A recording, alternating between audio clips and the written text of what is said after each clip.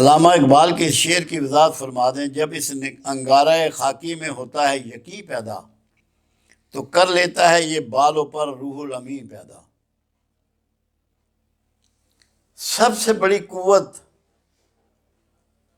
جو آپ کو فرشتوں سے بلند کرتی ہے، بام عروج پہ لے جاتی ہے، وہ یقین ہے۔ اور قرآن نے اس کی 3 کیٹیگریز بیان کی ہیں: علم الیقین، عین الیقین، حق الیقین۔ 3 کیٹیگریز بیان کی ہیں جو معیارات ہیں کہ کون آدمی کس معیار کا ہے۔ اور ابراہیم خلیل اللہ علیہ السلام کو اس کی وضاحت ان کے ذریعے اللہ نے دی زمانے کو،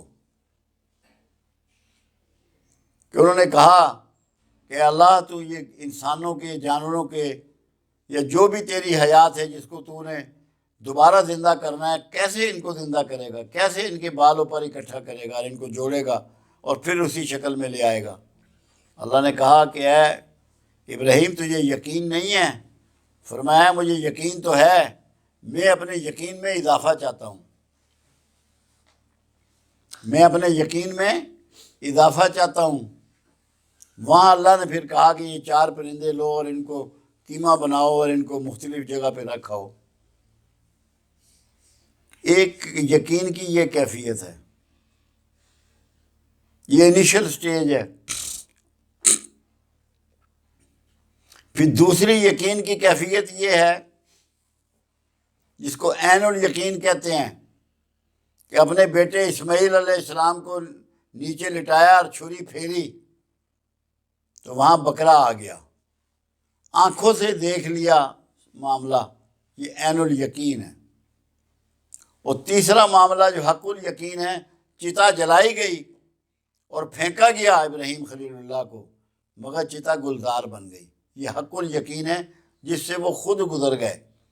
یہ انتہائی درجے کا یقین ہے۔ جب یہ یقین پیدا ہوتا ہے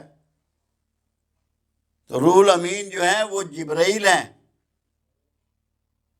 پھر آدمی بات جو بھی کرتا ہے وہ اللہ کے نمائندے کی حیثیت میں کرتا ہے، اللہ کی بات کرتا ہے۔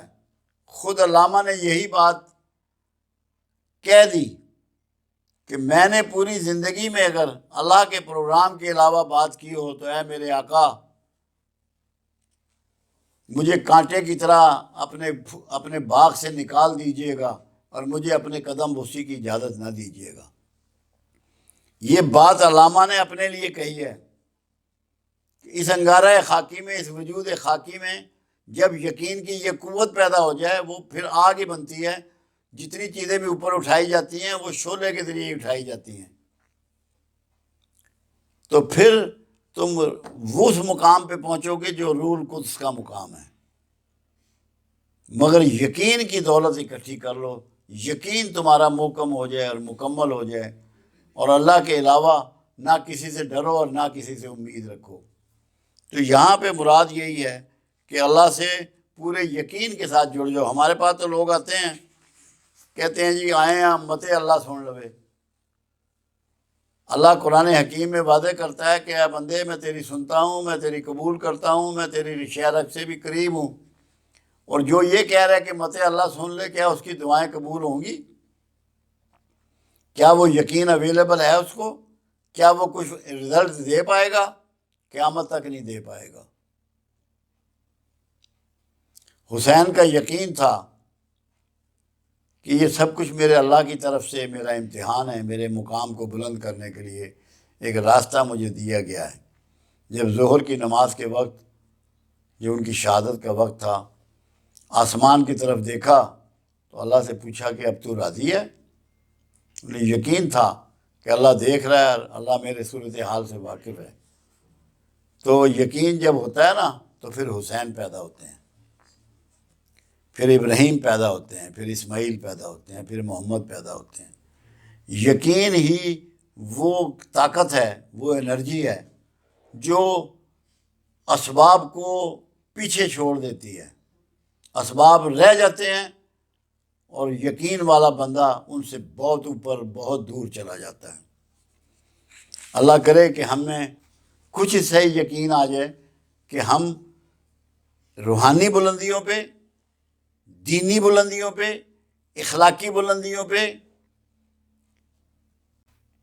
پہنچنا شروع ہو جائیں، اور ہماری پرواز جو ہے وہ دور تک ہو جائے، اور ہو جائے گی اگر ہم یقین کی دولت کو بڑھائیں گے۔